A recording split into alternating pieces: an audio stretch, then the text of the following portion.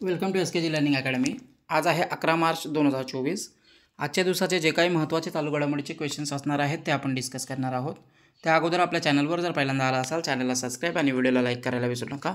अशाच प्रकारचे रोजचे रोज चालू घडामोडीचे सेशन आपल्या चॅनलवर आपण घेऊन येत असतो। चला तर आजच्या सेशनला सुरुवात करूया। आजचा पहिला प्रश्न आहे, नुकताच मिस वर्ल्ड 2023चा किताब कोणी जिंकला आहे? पहा, या प्रश्नाचं योग्य उत्तर आहे ऑप्शन क्रमांक डी, क्रिस्टिना प्लिस्कोवा ही जी आहे हिने नुकताच मिस वर्ल्ड 2023चा किताब हा जिंकलेला आहे। तर मिस वर्ल्ड स्पर्धा 2023चे आयोजन 9 मार्च 2024 रोजी केलं गेलं होतं। मुंबई येथील जिओ कन्व्हेन्शन सेंटरमध्ये या मिस वर्ल्ड स्पर्धा आयोजित करण्यात आल्या होत्या। मिस वर्ल्ड स्पर्धांचे हे 71वे संस्करण होते। यावेळच्या स्पर्धांमध्ये 112 स्पर्धक सहभागी झाले होते। क्रिस्टिना प्लिस्कोवा ही चेक गणराज्याची स्पर्धक आहे। या स्पर्धेत ती विजेती ठरलेली आहे। तर रनरअप यास्मिना जॅटॉन ही ठरलेली आहे। ही लेबनन या देशाची आहे। भारताकडून या स्पर्धेमध्ये सिनी शेट्टी कर्नाटक हिने भाग घेतला होता। मिस वर्ल्ड स्पर्धांचे आयोजन पहिल्यांदा सन 1951मध्ये करण्यात आले होते। एरिक मोर्ले या मिस वर्ल्ड स्पर्धांचे संस्थापक आहेत। मिस वर्ल्डचे मुख्यालय लंडनमध्ये आहे आणि पहिली मिस वर्ल्ड ठरलेली होती किकी हाकन्सन आणि पहिली भारतीय मिस वर्ल्ड ठरलेली होती रीता फारिया 1966मध्ये। पुढचा प्रश्न पाहूया, नुकताच कसोटी क्रिकेटमध्ये 700 विकेट घेणारा जगातील पहिला वेगवान गोलंदाज कोण ठरला आहे? पहा, या प्रश्नाचं योग्य उत्तर आहे ऑप्शन क्रमांक डी, जेम्स अँडरसन। इंग्लंड या देशाचा वेगवान गोलंदाज जेम्स अँडरसन 700 विकेट घेणारा जगातील पहिला वेगवान गोलंदाज ठरलेला आहे कसोटी क्रिकेटमध्ये। तर इंग्लंडचा वेगवान गोलंदाज आहे जेम्स अँडरसन। 700पेक्षा अधिक विकेट घेण्याचा विक्रम याने केलेला आहे। 700+ विकेट घेणारा जगातील पहिलाच वेगवान गोलंदाज ठरलेला आहे। अँडरसनने आतापर्यंत 187 कसोटी सामने खेळलेले आहेत। 348 इनिंगमध्ये त्याने 700 विकेट घेण्याची कामगिरी केलेली आहे। भारताविरुद्ध 5व्या कसोटी सामन्यामध्ये कुलदीप यादवला बाद करत त्याने ही कामगिरी केली आहे। कसोटी क्रिकेटमध्ये सर्वाधिक विकेट श्रीलंकेच्या मुथय्या मुरलीधरनच्या नावे आहेत।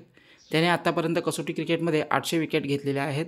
तर भारताकडून सर्वाधिक कसोटी विकेट या अनिल कुंबळे 619 विकेट यांच्या नावावर आहेत।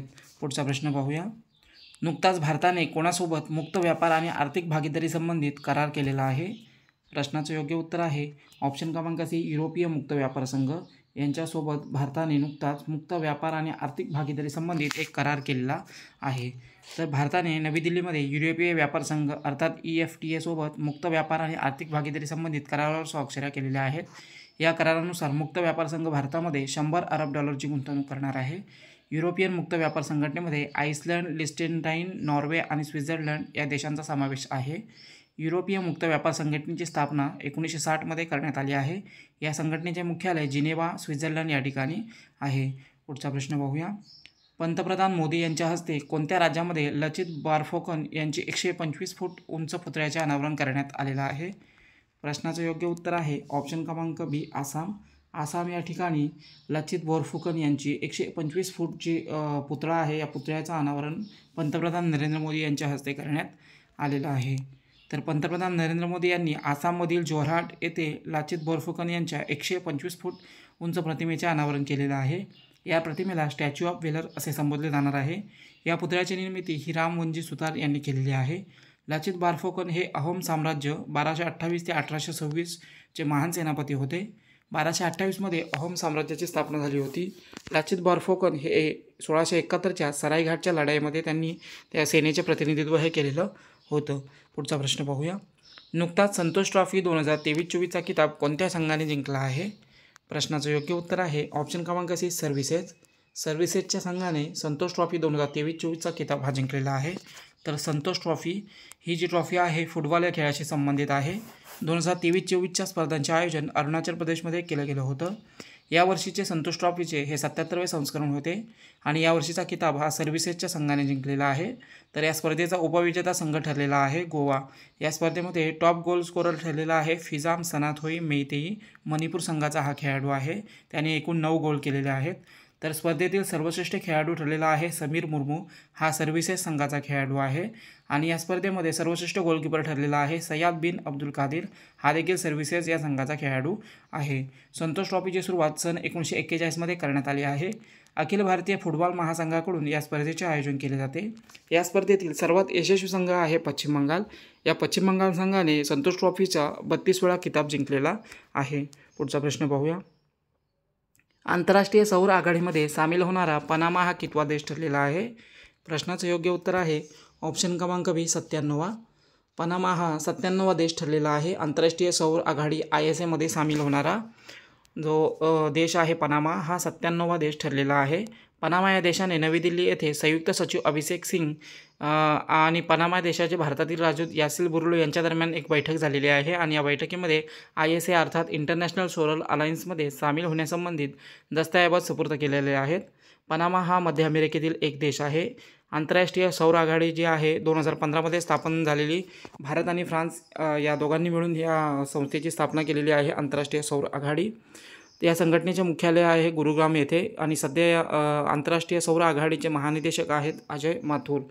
तर पनामा हा देश सहभागी झालेला आहे, 97वा देश ठरलेला आहे पनामाची राजधानी आहे पनामा सिटी, चलन आहे US डॉलर आणि तसेच पानामियन बाल्बोआ, तसेच राष्ट्रपती आहेत लॉरेन्शियो कॉर्टिजो. पुढचा प्रश्न पाहूया.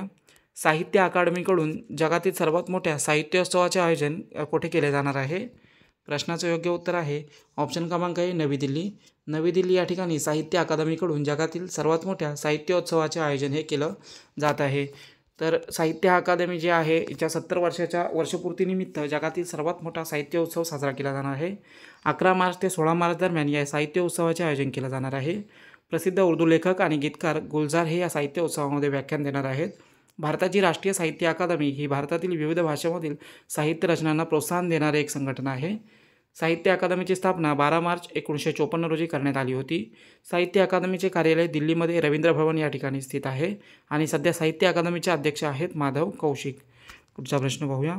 नुकताच कोणी ई-किसान उपज निधी प्लॅटफॉर्म सुरू केलेला आहे? या प्रश्नाचं योग्य उत्तर आहे ऑप्शन क्रमांक बी पियुष गोयल.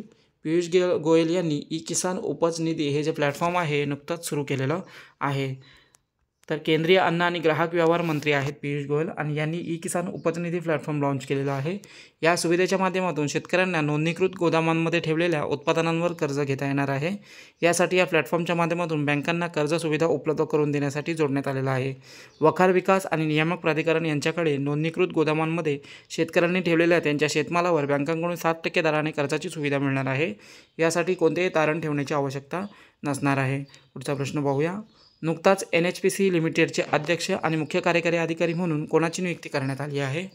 प्रश्नाचं योग्य उत्तर आहे ऑप्शन क्रमांक ए राजेंद्र प्रसाद गोयल यांची NHPC या सार्वजनिक क्षेत्रातील कंपनीचे अध्यक्ष आणि मुख्य कार्यकारी अधिकारी म्हणून नियुक्ती करण्यात आलेली आहे. तर NHPC national hydro power corporation limited Bharat सरकारच्या अखत्यारीतील एक कंपनी आहे. जलविद्युत क्षेत्रातील देशातील सर्वात मोठा सार्वजनिक उपक्रम आहे NHPC. याची स्थापना झालेली आहे 1975मध्ये. मुख्यालय आहे NHPCचं फरीदाबाद हरियाणा या ठिकाणी. पुढचा प्रश्न पाहूया. नुकताच जम्मू काश्मीरमध्ये मवेशी तस्करी रोखण्यासाठी पोलिसांकडून कोणते ऑपरेशन सुरू करण्यात आलं आहे? प्रश्नाचं योग्य उत्तर आहे ऑप्शन क्रमांक ए ऑपरेशन कामधेनू.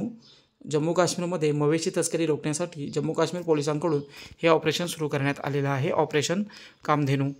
तर मवेशी तस्करीवरती अंकुश लावण्याच्या उद्देशाने जम्मू काश्मीर पोलिसांनी ऑपरेशन कामधेनू सुरू केलेलं आहे. या ऑपरेशनच्या माध्यमातून फक्त तस्कऱ्या हालचाली रोखल्या जाणार नाही आहेत, तर यासारख्या ज्या अनैतिक कामाच्या मागे असणारे जे मास्टर माइंड आहेत यांना देखील या ऑपरेशनच्या माध्यमातून पकडले जाणार आहे. पुढचा प्रश्न पाहूया. नुकताच किसान मित्र कार्यक्रमाचा शुभारंभ कोणत्या राज्यामध्ये करण्यात आला आहे? योग्य उत्तर आहे ऑप्शन क्रमांक सी तेलंगणा. तेलंगणा या राज्यामध्ये किसान मित्र कार्यक्रमाचा शुभारंभ करण्यात आलेला आहे. तर किसान मित्र कार्यक्रम तेलंगणा राज्याचे मुख्यमंत्री रेवंत रेड्डी यांनी रायथू नेस्तम म्हणजे किसान मित्र कार्यक्रम राज्यामध्ये सुरू केलेला आहे. या किसान मित्राच्या माध्यमातून शेतकऱ्यांना पिकांच्या निवडीपासून ते अंतिम विक्रीपर्यंत विचारविनिमय करता येणार आहे. त्याचप्रमाणे व्हिडिओ कॉन्फरन्सिंगच्या माध्यमातून शेती वैज्ञानिकांशी बियाणे, खते, पिके यासारख्या मुद्द्यांवर सल्ला देखील घेता येणार आहे.